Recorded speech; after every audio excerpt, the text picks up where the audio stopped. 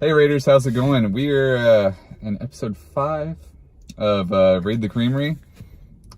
We might be raiding your house next, just because there's so much good ice cream out here. This week we are at Mama Bird's Homemade Confections and Coffee. Oh wait, I said that wrong. Mama Bird's Cookies and Cream with Homemade Confections and Coffee. With me, as always, we have David. Me personally, you can call me Ron or Aaron. So this time we got each 2 scoops. He chose peanut butter and jelly and Magically Delicious, which is apparently Lucky Charms. Lucky Charms. And he got something that sounds way better. Blood orange sorbet and raspberry sorbet. That sounds like it actually meshes together though. It actually goes together pretty good. Alright, well here. Let's see what this tastes like. Very sugar. Oh my gosh. Any marshmallows? You want to try it? No. Are there chunks of the marshmallows in there though? It's good. It tastes like I'm eating cereal as a kid. Oh, so your teeth are gonna feel real bad in a minute. Yeah. And the peanut butter and jelly tastes like you're having a peanut butter and jelly sandwich. This is like if you took Lucky Charms and decided to dip a peanut butter and jelly sandwich in the bowl and then mash it together. Smoothie. Yeah, I would not recommend getting this confection together, but separately they're good. So yeah. Alright, and then now as a new part, we're going to be having whoever's with me, they get to ask random, we'll say 2 questions. No, let's make it 3. You know, like not strike out. Yeah, so the new rule now, actually, as every guest or person I bring on, they get to ask whatever they want. Could be about me, could be about something about the band, or someone in the band, if I'm allowed to answer that. And I have to answer it, except for, you know, like personal, like social security numbers and stuff like that. Unless you want it, but yeah, no. And before we get into that, what would I rate this? I guess I would rate it, been here like 2-3 times and haven't filmed it, so I'll give it a 4.3 out of 5 for creaminess. It's pretty decent. I think it's pretty good. Yeah, it's pretty good. Yeah. All right. So you got any questions? Do I have any questions? It can be literally about anything. See, I have so many questions about things and stuff you do, but I just can't think of a good one at the moment. So, here we go. We're sitting in Aaron's nice brand new car that he waited an extra 4 months for. Oh yeah. Was it worth it? No. No? No. It's not worth waiting 4 months to get a brand new car when your car is on the verge of collapsing and you need to replace it or remodify it. But it is actually worth it at the same time. So it's like a yes/no question. It wasn't worth waiting that time frame because your other car's depreciating in value and you need the new car. But then it's nice having the car. So I'd say hard no. So if they tell you to wait that long, don't do it. So yeah. Otherwise, just go to your grandma's house and just steal her car and tell her you're going to like sell hard drugs or something. Don't really do that. Unless she's into that. Exactly. Okay. So that's your first question. That's your question. All right. Okay.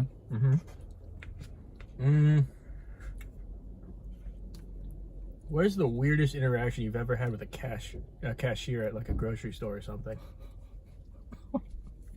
Too many. I want like the most memorable, like they probably thought something was wrong with you.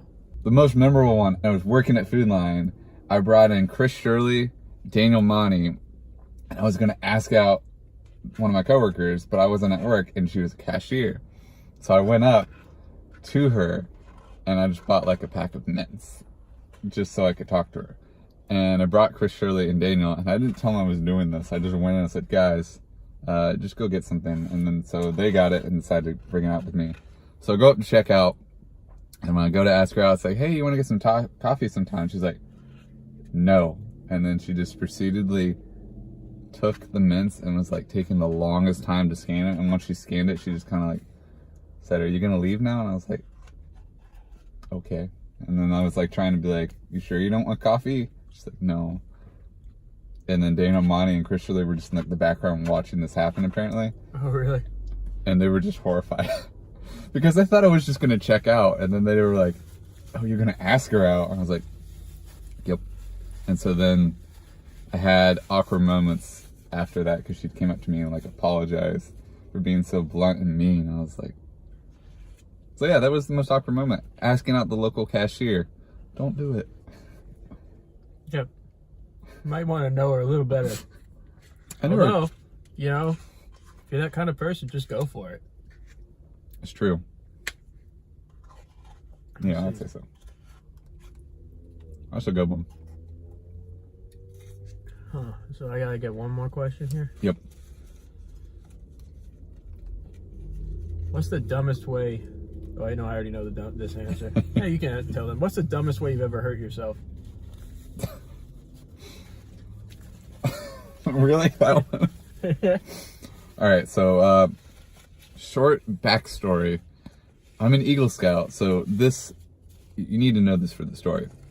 So, I used to just open up boxes just for fun with my hands, but normally they're like tiny Amazon boxes that you just peel, right off, and you're like, there you go. So there was this box one time my mom handed me. It was about like a giant box that you put like a game system or like a computer in, monitor or something, probably like the size of a computer monitor screen box. So it's like a medium-sized box, maybe it's large. probably about 2 foot. Okay, so about that big.